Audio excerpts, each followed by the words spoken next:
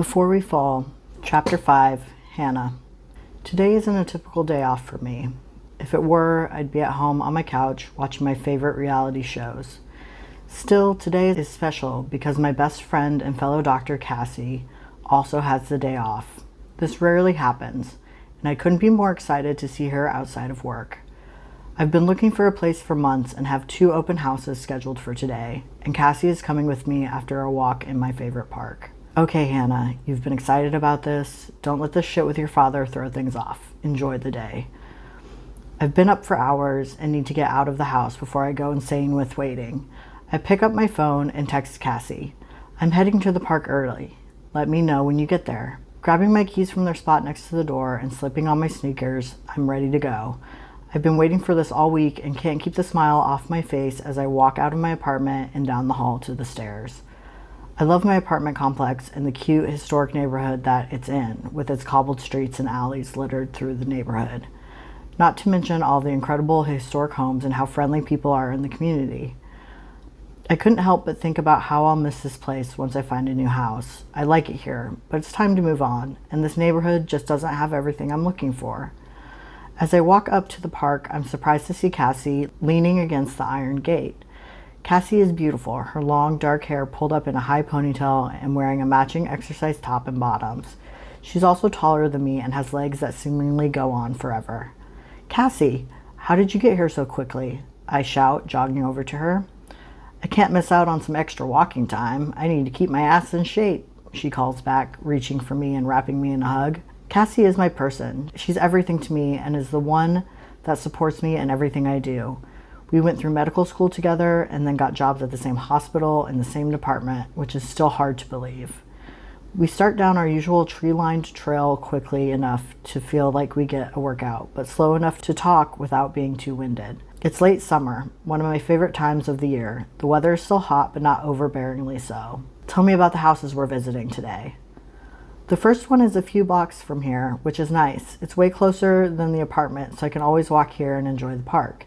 The interior is okay, but it's got a sunroom to die for, so I'm excited to see it. It was built in the 1920s, so it's an older home, which I also like. Tucking a bit of loose hair behind my ear, I continue to tell Cassie about the houses.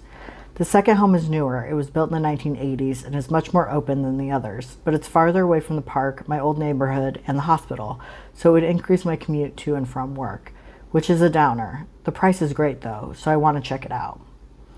The first house sounds perfect. I can't wait to see it. Cassie hugs me from the side, throwing her arm across my shoulders and pulling me closer as we continue down the trail. I can't believe you're considering buying a house. I thought you would be in your apartment forever.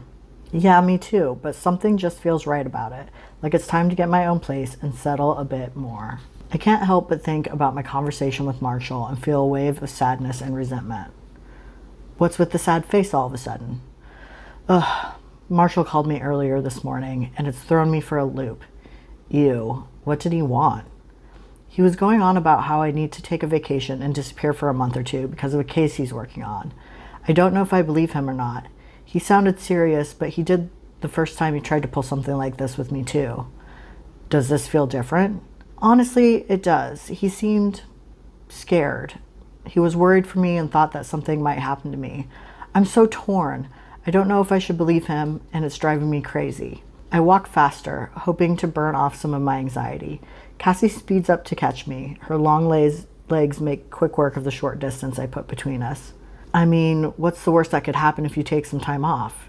You've got enough time to take several weeks of vacation, so maybe you do that and kill 2 birds with 1 stone.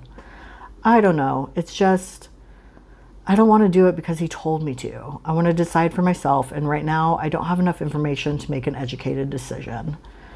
Cassie puts her hand on my arm, stopping us in the middle of the trail. Sometimes you have to make decisions without all the facts. You know this. When it comes to your safety, do you really want to risk it? You're right. I'm just resisting because it's Marshall. I'm being petty. I sigh and hug Cassie. Thank you for being my voice of reason. I don't know what I would do without you. Smiling at each other, we continue down the trail, enjoying the weather and chatting about our plans for the rest of the week. Cassie suggests we get lunch before the open house, and I readily agree. I'm famished after the weird morning and the brisk walk.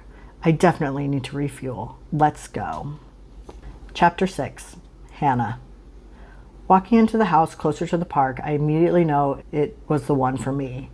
I don't even need to see the other home. Glancing over at Cassie, I can tell she feels the same way.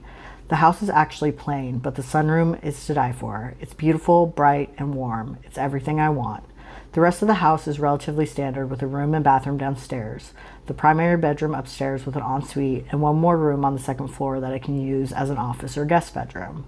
As we walk through the rest of the house, I can only think about returning to the sunroom and how I'll furnish the space. So what do you think? My realtor Liz asks as we settle into the sunroom for a quick chat. I'd like to put an offer in. I really like this place and want to put my best foot forward with the bidding. Liz seems slightly surprised, even as Cassie and I nod in excitement at the possibility of this being my future home. Well, that's great. I'll start drafting the paperwork and get the offer to the owners in as soon as we're done meeting. Congratulations. I can't keep the huge smile off my face as I clasp Liz's hands and hug Cassie. I'm buying a house. I can't quite wrap my brain around it, and I feel scared and excited all at the same time. How quickly do you think we will move through the process? I ask, turning back to Liz. Well, it will depend on the inspections and how everything goes, but I think a month is a reasonable estimate. Liz walks us out. Stopping, I gaze up at the exterior of my soon-to-be new townhome. Its brick exterior is worn, scuffed, and chipped in places, and it needs new paint on the windows and door, but it will be mine. I can't wait to fill it with memories.